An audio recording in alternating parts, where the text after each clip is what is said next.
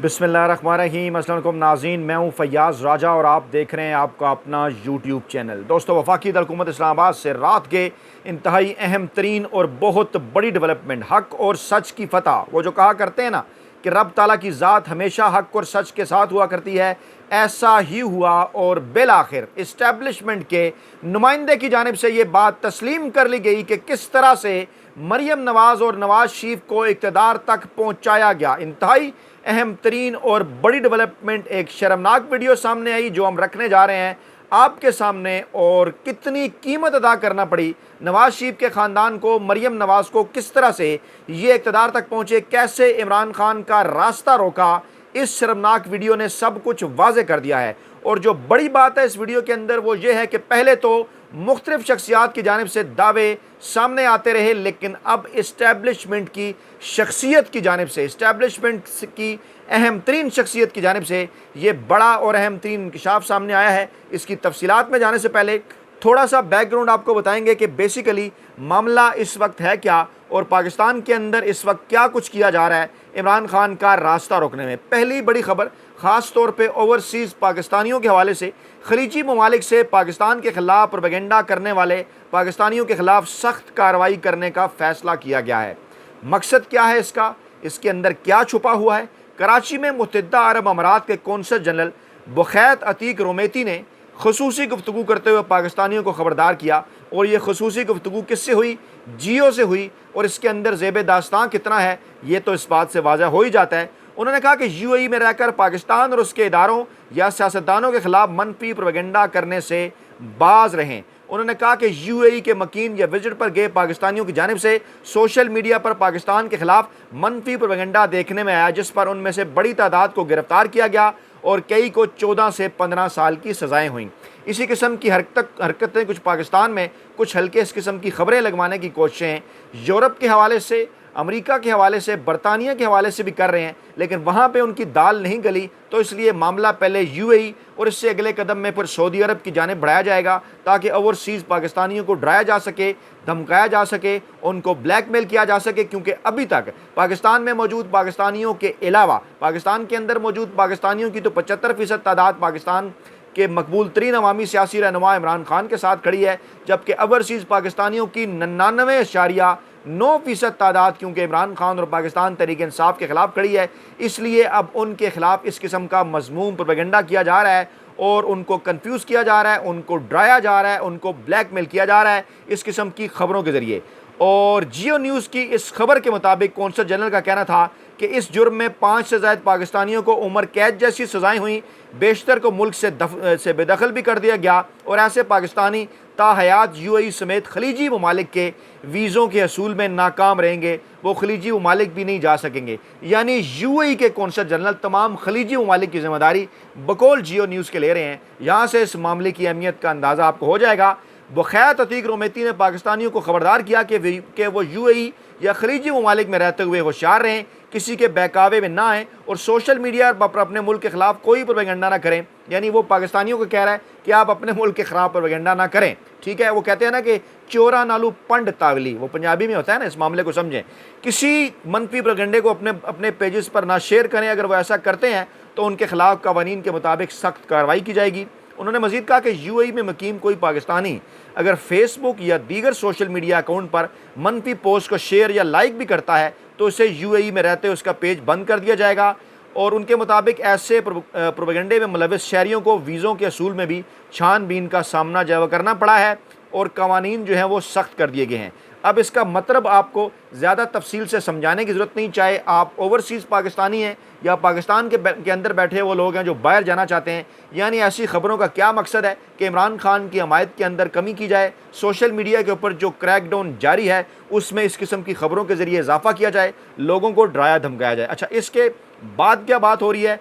अच्छा, इस वक्त सूरत हाल ये है कि आपको इस बात का पता है कि जनाब खलीलुर रहमान कमर साहब के हवाले से एक मामला सामने आया, उसके बाद फिर उनकी एक नाज़ेबा वीडियो वायरल हुई और अब इस तमाम तर मामले को इमरान खान के साथ जोड़ा जा रहा है मुनाफिकीन की जानिब से। जी हाँ, बड़े एंकरों, वेले कलम नगारों, मुलाजम सहाफ़ियों की जानिब से और हमारी सोसाइटी में मौजूद नूरे और झमूरे मुनाफिकीन हैं जो जिन्हें इमरान खान की ज़ात के साथ बुग़्ज़ है, उनके जानिब से अब इस मामले को इमरान खान के साथ जोड़ा जा रहा है। बैकग्राउंड इसका यह है कि आपको याद होगा कि खलीलुर रहमान कमर साहब ने इमरान खान की हमायत के अंदर भी बातें की थी। इस अहम तरीन मामले के अंदर वो पाकिस्तान तहरीक-ए-इंसाफ और इमरान खान के साथ खड़े थे और इससे पहले वो कहाँ खड़े थे उसका भी आपको अंदाज़ा है। तो फिर जनाब अब जब तो मुझे सारे मामले के अंदर भी अब इसके अंदर कोई ना कोई ऐसी चीज़ नज़र आ रही है कि किस तरह से जो है वो खलीलुर रहमान कमर के साथ ये सब कुछ किया गया और अब इसको जोड़ा जा रहा है इमरान खान के साथ और कहा जा रहा है देखें जनाब जो इमरान खान की हमायत करने वाले हैं वो किस किस्म के लोग हैं। अब इस मामले को समझिए कि इस मामले को क्यों जोड़ा जा रहा है, यानी हर वो हरबा अपनाया जा रहा है कि जिसके तरीके से पाकिस्तान की नौजवान नस्ल को, ओवरसीज़ पाकिस्तानियों को, पाकिस्तान में मौजूद पाकिस्तानियों को इमरान खान से जो है वो दूर किया जाए, इमरान खान से मुतनफ़र किया जाए। इसके साथ साथ पाकिस्तान के अंदर इंटरनेट सर्विसेज मुसलसल स्लो करने का जो अमल है वो जारी है और अगरचे कहा तो ये जा रहा है कि जनाब ये जो मामला है इसके अंदर कोई टेक्निकल फॉल्ट है और इस किस्म की चीज़ें, लेकिन बाकायदा तौर पर क्योंकि एक बहुत बड़ी तादाद सरकारी PTCL नेट इस्तेमाल करती है और फायरवाल का भी जो है वो मतलब उसके मुतल्लिक भी खबरें आ रही हैं, उसका तजर्बा हो रहा है। सोशल मीडिया प्लेटफार्म्स को भी स्लो कर दिया गया है। इसके साथ साथ हम जैसे मजदूर साफ़ियों की वीडियोज़ को आप तक पहुँचने से रोका जा रहा है। उसके लिए कभी इंटरनेट की बंदिश, कभी दीगर सारे मामला, तमाम तर चीज़ों का मकसद क्या है कि इमरान खान के ख़िलाफ़ एक मखसूस किस्म का जो बयानिया है वो बनाया जा सके और इमरान खान का जो मौक़िफ़ है वो पाकिस्तानी अवाम तक ना पहुँच सके, ओवरसीज़ पाकिस्तानियों तक ना पहुँच सके। एक और बड़ी खबर के नतीजे में जो इससे जुड़ी हुई है, इमरान खान से मुलाकात के लिए आने वाले बरतानवी साफ़ी का वीज़ा मनसूख करके उसे जो है वो वापस भेज दिया गया है। पाकिस्तान तहरीक-ए-इंसाफ ने भी उसके ऊपर बात की है। अच्छा, बाकायदा तौर पर इजाज़त ली गई थी उस ब्रिटिश जर्नलिस्ट की जानिब से और ख़बरें यही हैं कि उन्होंने बाकायदा तौर पर इजाज़त ली थी। कोर्ट ने भी जनाब उन्हें इस बात की इजाज़त दी थी कि वो इमरान खान से मुलाकात कर सकते हैं। लेकिन अब हुआ क्या है, अमरीकी निज़ाद बरतानवी साफ़ी हैं चार्ल्स ग्लास, उनका वजारत दाखिला ने वीज़ा मनसूख करके वापस भेज दिया है और इस्लामाबाद में घर से उठाकर उन्हें एयरपोर्ट जो है वो भेजा गया। उन्होंने वज़ीर दाखिला मोहसिन नकवी को ईमेल की थी कि इमरान खान से मुलाकात की मैंने इजाज़त मांगी थी, इजाज़त दे दी गई है लेकिन मिलने नहीं दिया जा रहा, अदालती इजाज़त के बावजूद तो मुझे मिलने दिया जाए। वो इमरान खान के दोस्त भी हैं, साफ़ी भी हैं, इमरान खान से मुलाकात करने के लिए आए थे लेकिन उनके साथ ये किया गया है। अच्छा, फिर क्या खबर है? फिर जनाब खबर यह है कि हाफिज़ नईमुर रहमान साहब जो जमात इस्लामी के अमीर हैं, उनका चश्मा 1 करोड़ 10 लाख में ख़रीद लिया गया है। आप कहेंगे फ़याज़ राजा साहब हमें आप किस किस्म की खबरें बता रहे हैं, लेकर जाएं उस वीडियो की जानिब। तो लेकर जाते हैं आप उस वीडियो के जानिब भी कि जिसने ये बड़ा इंकशाफ किया है कि किस तरह से मरियम नवाज़ वज़ारत आला के ओहदे पर पहुंची, क्योंकि नवाज़ शरीफ का कम से कम इस मरतबा सिर्फ यही मकसद था। शहबाज शरीफ तो इससे पिछली चुनतखब हुकूमत के अंदर भी वज़ीर-ए-आज़म बन चुके थे। इस मरतबा मकसद था किसी न किसी तरीके से मरियम नवाज़ को वज़ारत आला की कुर्सी पर पहुँचाना और वो तमाम काम करना जो आगे चल कर बकौल उनको इससे फ़ायदा मिल सके। लेकिन इन तमाम तर चीज़ों के बावजूद ये मुकम्मल तौर पर लंदन प्लान क्यों कर फेल होता हुआ नज़र आ रहा है। वीडियो आपके सामने रखते हैं क्योंकि अब जो है वो तमाम तर चीज़ें हो गई हैं वाज़े। हाफिज़ नईमुर रहमान साहब का चश्मा 1 करोड़ 10 लाख में ख़रीद दिया गया। इससे पहले कौन सी सियासी शख्सियत है जिसके मुतालिक इस किस्म की खबरें जेन्युइनली आया करती थी? जी हाँ, इमरान खान का बल्ला हो, इमरान खान की शर्ट हो, इमरान खान के जूते हों, इमरान खान जो कैप पहने वो हों, दीगर कोई भी चीज़ें हों, इमरान खान जिस प्लेट में खाना खाएं, इमरान खान जो चम्मच इस्तेमाल करें और फिर शौकत खानम अस्पताल की मुहिम के दौरान, ये सारी मोहब्बतें किसके लिए थी? इमरान खान के लिए, पाकिस्तानी अवाम की। मुझे बताएं किसी और सियासी रहनुमा के साथ ऐसा हुआ तो बाकायदा तौर पर ना सिर्फ इस किस्म की खबरें स्टेज की जा रही हैं, हमारे ज़राए के मुताबिक इस किस्म की चीज़ें प्रमोट की जा रही हैं, बाकायदा तौर पर मीडिया की जीनत बनाया जा रहा है और कॉपी किया जा रहा है इमरान खान को और मसनूई तौर पर लीडर जो है वो बनाने की कोशिश हो रही है। और तफसील कुछ यूँ है जनाब के धरने में जमात इस्लामी के अमीर हाफिज़ नईमुर रहमान के चश्मे की बोली लगाई गई थी।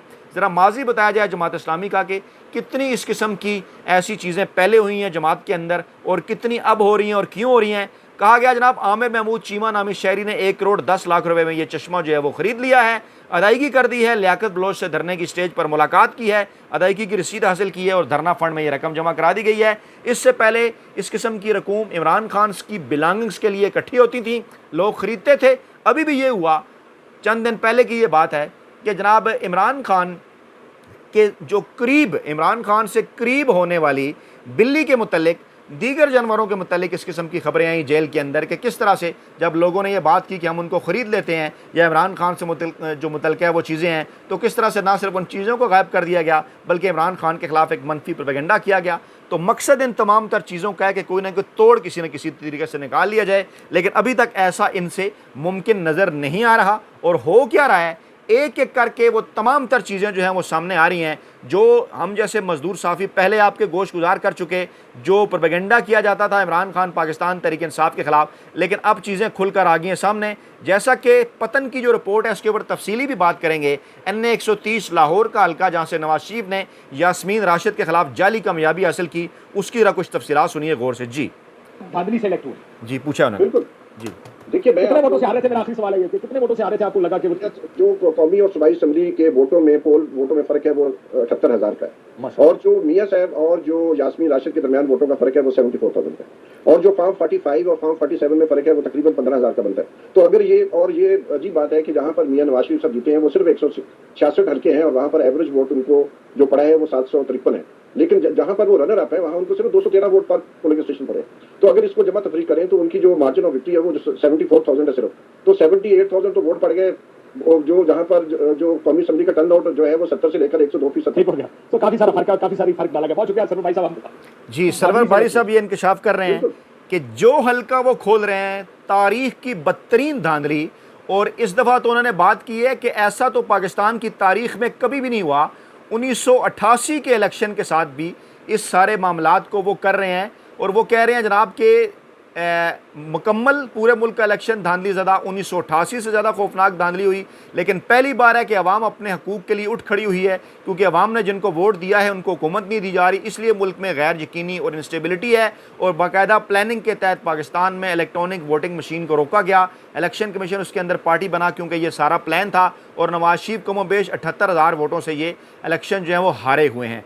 अब दूसरी इंतहाई शर्मनाक वीडियो जो मैं आपके सामने रखने जा रहा हूँ, जो इस्टेब्लिशमेंट के नुमाइंदे की है। ख्वाजा आसफ इस वक्त इस्टेब्लिशमेंट की नुमाइंदगी कर रहे हैं, मौजूदा इस्टेब्लिशमेंट के टेक्निकली वो बास हैं, आर्मी चीफ के टेक्निकली वो बास हैं, और DGISI के मुतल्लिक वो क्या बात कर रहे हैं, चाहे वो साबिक DGISI हैं, लेकिन जब कह दिया DGISI तो फिर हमेशा के लिए ये नाम साथ रह जाता है, साबिक हों या मौजूदा हों। यानी ये बात DGISI जो उस वक्त के हैं उनके ज़रिए वो ये बात कर रहे हैं। और ख्वाजा आसफ साहब क्या कह रहे हैं, ज़रा गौर से सुनिए इस मामले को भी, और उसके बाद फिर खुद आप फैसला करने में आपको आसानी हो जाएगी कि क्या कीमत शरीफ खानदान ने अदा की यहाँ तक पहुँचने के लिए। जी सुनिए ज़रा गौर से। ये इस किस्म की बात हो, जब ये बंदा बड़ा एक्सपोज हो गया हुआ है, लोगों को जो है ना कोई जनरल बाजवा को मेरे ख्याल ग्रुप लेके थे, कोई उनको कोई इस किस्म की मिसकंसेप्शंस थी, या ऑब्वियसली उनका सेल्फ इंटरेस्ट जो था वो ओवरराइडिंग फैक्टर था, लेकिन वो ही थॉट कि is betting on the right horse.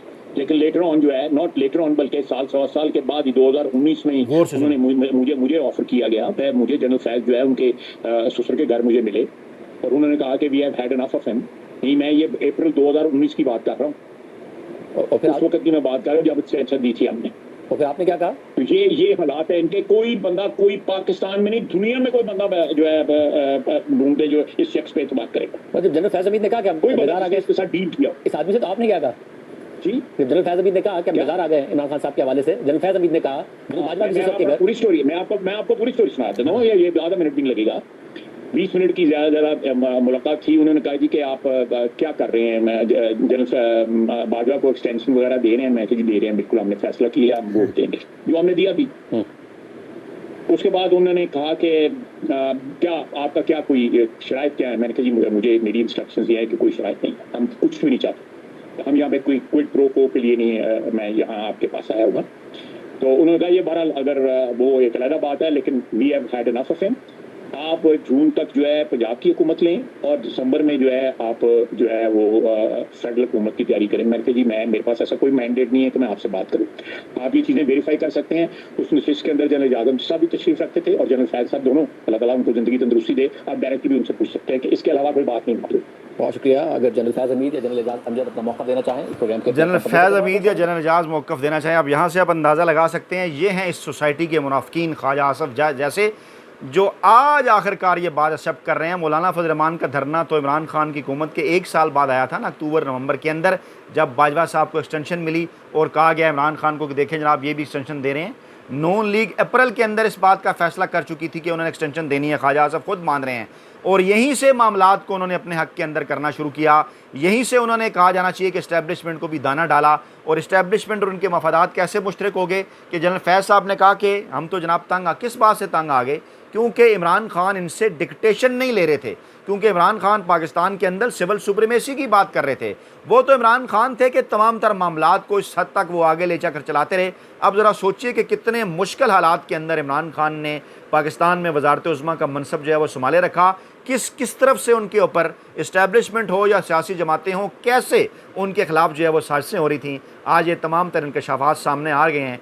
रब सच हमेशा सामने ला कर रहता है, सच्ची ज़ात हमेशा रब की है, हक़ और सच सामने आता है, हक़ और सच सामने आ गया। ये शर्मनाक वीडियो ये वाज़े करती है कि किस तरह से साजिश के ज़रिए जो है वो इमरान खान की हुकूमत का ख़ात्मा किया गया, किस तरह से मरीम नवाज़ को वज़ारत आला के अहदे पर पहुँचाया गया। और वो तो मरीम खुद मान चुकी हैं कि बूट पॉलिश करने पड़ते हैं, जूते साफ़ करने पड़ते हैं, माफ़िया मांगनी पड़ती हैं, तो ये सारे काम उन्होंने किए। ये है वो कीमत जो शरीफ ख़ानदान ने अदा की, और पाकिस्तानी अवाम को इसका अच्छी तरह से अंदाज़ा है। अपना बहुत ख्याल रखिएगा, दुआ में याद रखिएगा। नई वीडियो के साथ जल्द हाज़िर होंगे। अल्लाह ने के बाद।